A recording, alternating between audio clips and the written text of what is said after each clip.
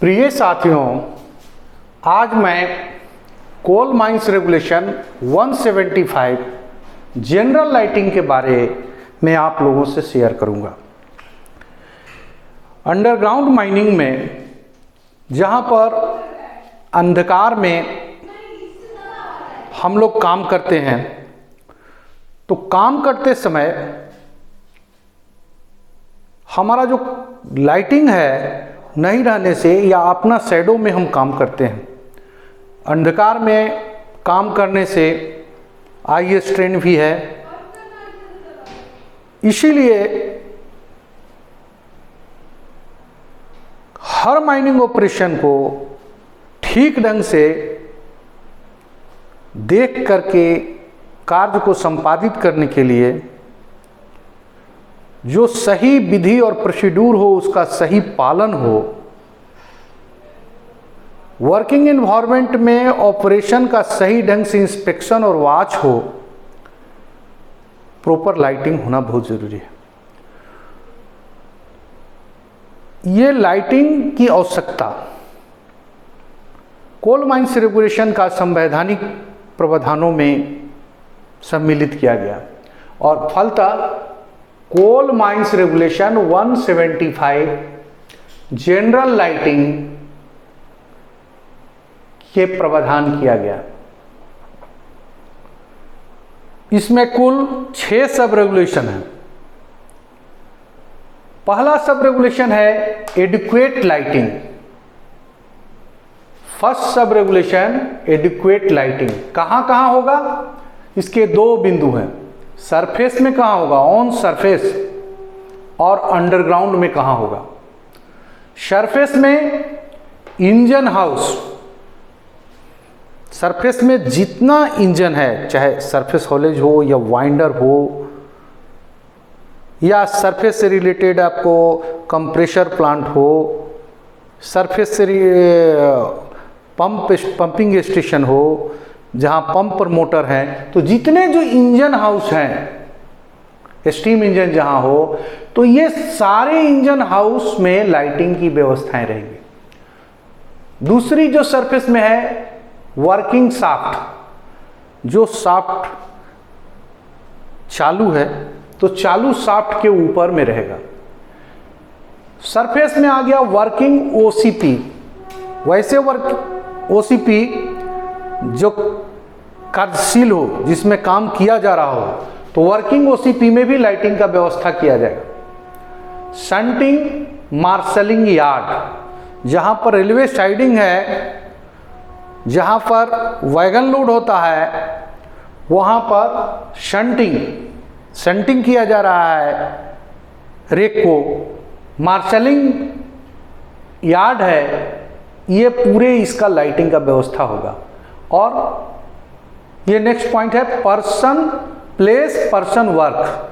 वैसे प्लेस जहां पर आदमी काम करते हों, तो ये हुआ सरफेस का engine house, working shaft, OCP, shunting and marshalling yard, person work places. Clear? अब अंडरग्राउंड में आइए। अंडरग्राउंड में इनसेट, बॉटम, लैंडिंग, साइडिंग, ये 4 चीजें हैं। ये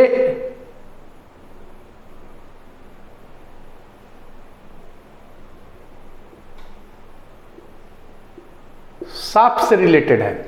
तो ये 4 चीजों में, इनसेट में, बॉटम में, लैंडिंग में, और वहां पर यदि साइडिंग भी हो, लोडिंग रेलवे साइडिंग टाइप का हो, ट्रैक रेलवे का साइडिंग, तो ये चारों चीजों में होगा।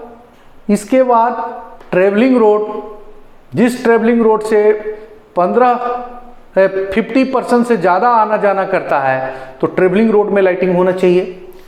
यदि कैप लैंप दिया जा रहा है तो एग्जम्पशन किया जा सकता है।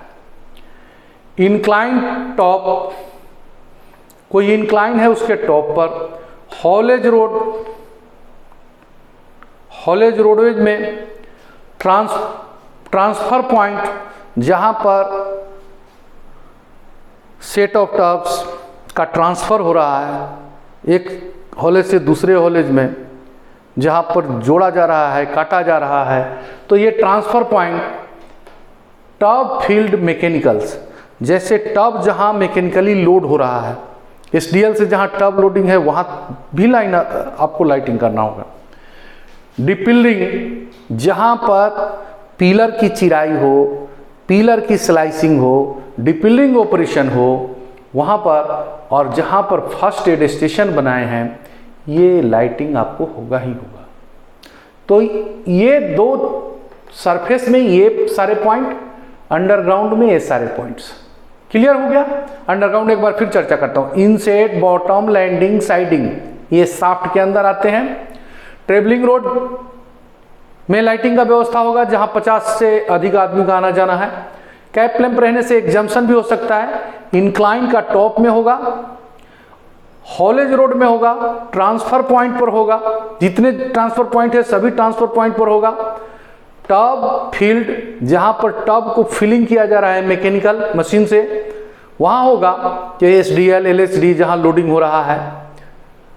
डिपिलरिंग ऑपरेशन जहां है, डिपिलरिंग और फर्स्ट एड स्टेशन, ये फर्स्ट सब रेगुलेशन हुआ। सेकेंड लाइट जनरल लाइटिंग संबंधी दूसरा सब रेगुलेशन है, वो ये कहता है कि lighting prevent glare. First glare को प्रिवेंट करेगा, लाइटिंग ऐसा होगा कि ग्लेयर को प्रिवेंट करे और आई स्ट्रेन और आंख में स्ट्रेन नहीं आए, तनाव नहीं आए।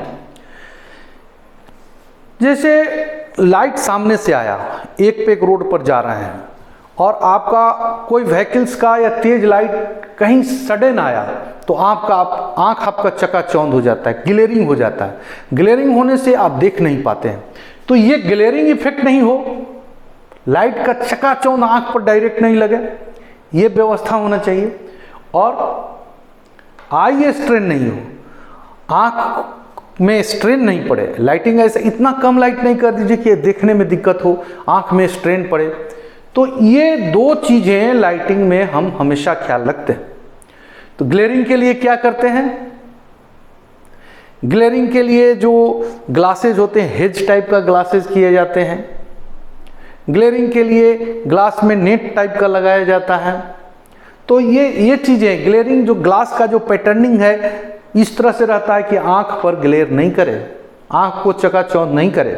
तो ये कभी कभी देखिए ये ग्लेयर, लाइटिंग ग्लेयरिंग पर नोट लिखने के लिए आ गया, लेजिस्लेशन में नोट लिखने के लिए आ गया लाइटिंग ग्लेयरिंग पर। ग्लेयरिंग के चलते जहां बहुत ज्यादा चकाचौंध है वहां पर एक्सीडेंट हो सकता है। तो ये चीजें हैं सेकेंड सब रेगुलेशन। अब आइए थर्ड सब रेगुलेशन जो बोलता है इलेक्ट्रिसिटी यूज। जहां भी इलेक्ट्रिसिटी यूज हो रहा है वहां पर लाइट का व्यवस्था होगा। इलेक्ट्रिसिटी से कोई मशीन चल रहा है तो वहां पर लाइटिंग की व्यवस्था होगी। इलेक्ट्रिकल मींस जहां है, साधन है, वहां पर भी आपको लाइटिंग की व्यवस्था होगी। जैसे सब स्टेशन हुआ या स्विच गियर है, तो ये इलेक्ट्रिक जहां यूज हो रहा है, इलेक्ट्रिसिटी जहां यूज हो रहा है वहां लाइटिंग और इलेक्ट्रिकल मींस जहां है, ये दोनों जगह पर हमको लाइट का व्यवस्था हो। चौथा, इलेक्ट्रिकल लाइटिंग यूज्ड कहां यूज करते हैं? Additional lamp no connected to electricity shall be continuously. चौथा पॉइंट स्पेल कर रहा है इलेक्ट्रिकल लाइटिंग जहां यूज कर रहे हैं वहां पर भी हमको एडिशनल लैंप रखना होगा जिसको इलेक्ट्रिसिटी से कनेक्शन नहीं हो, यानी फ्लेम सेफ्टी लैंप भी रखना पड़ेगा।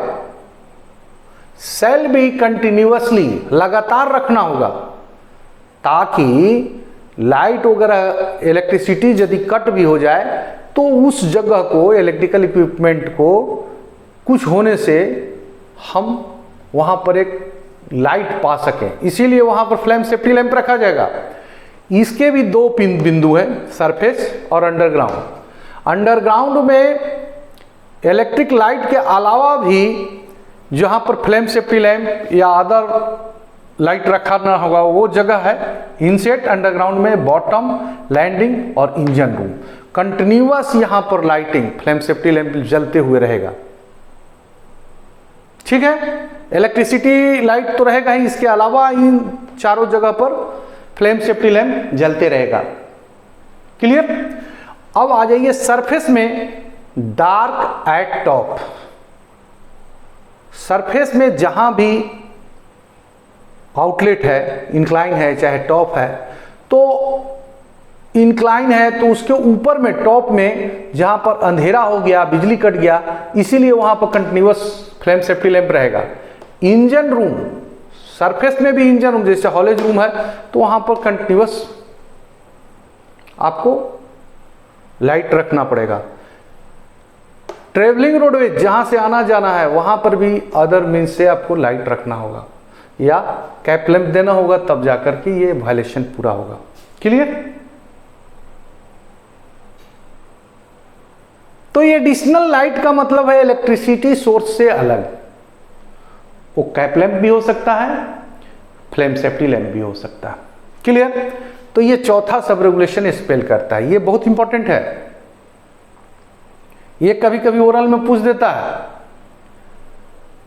कि आप एक हॉलेज इलेक्ट्रिकली चालू है, हॉलेज सरफेस में, उसमें क्या क्या व्यवस्था, लाइटिंग का प्रॉपर क्या व्यवस्था रहता है, तो आप बता दीजिएगा कि वहाँ लाइटिंग रह रहा है, लेकिन एडिशनली लाइटिंग जब तक नहीं बोलिएगा आपका ओरल कंप्लीट नहीं होगा। क्लियर। पांचवां सब रेगुलेशन बोलता है लैंप फिटिंग्स। लैंप का जो फिटिंग है शैल बी सो कंस्ट्रक्टेड, ऐसे बने होंगे एज टू प्रोटेक्ट, वो ताकि उस लाइट का प्रोटेक्शन हो दो चीजें से, एक्सीडेंटल डैमेज, कोई एक्सीडेंट के चलते डैमेज हो जाए तो पर भी प्रोटेक्ट होगी।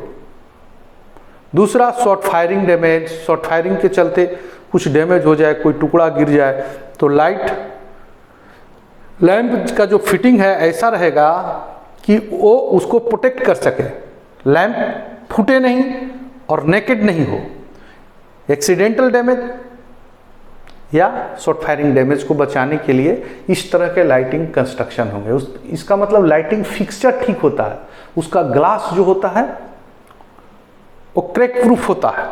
लाइटिंग फिक्सचर का जो ग्लास है अंडरग्राउंड का वो ऐसा बनाया जाता है कि एक्सीडेंटल डैमेज में वो टूटे नहीं, शॉर्ट फायरिंग डैमेज में भी टूटे नहीं। छठा जो है फ्लोरेसेंट और लुमिनेसेंट, फ्लोरेसेंट और लुमिनेसेंट पाथ फाइंडर या इंडिकेटर। एक चमकता हुआ ज्योति देते हुए ऐसा स्ट्रिप इंडिकेटर, फ्लोरेसेंट और luminescent path finder indicator shall be provided all along travelling roadway और एस्केप रूट। प्रिय साथियों, ये छठा सब रेगुलेशन है जो फ्लोरेसेंट या लुमिनेसेंट पाथ फाइंडर स्ट्रिप होता है। आप देखें गाड़ी में भी लगाया जाता है चमकते हुए स्ट्रिप, तो वैसे स्ट्रिप आपको पाथ फाइंडर में भी पाथ फाइंडर के रूप में आपको लगाना है, ट्रेवलिंग रोडवे में और एस्केप रूट में। ये छठा रेगुलेशन ये बोलता है। तो साथियों, जनरल लाइटिंग देखिए एक्सीडेंट का कोई कारण नहीं है, लेकिन एक्सीडेंट बचाने का बहुत बड़ा साधन है। जब भी कोई एक्सीडेंट का एनालिसिस होता है तो वहां पर एक फैक्ट देखा जाता है कि वहां पर प्रॉपर लाइटिंग था कि नहीं। यदि इनएडिक्वेट लाइटिंग है तो वो एक वायलेशन है। इसीलिए देखा गया है, ये रिकमेंडेशन है और रेगुलेशन में आया है कि आपको लाइटिंग का व्यवस्था करना पड़ेगा, लाइटिंग का महत्व तो देखना पड़ेगा। इसीलिए रेगुलेशन 175 जनरल लाइटिंग ये इंपॉर्टेंट है।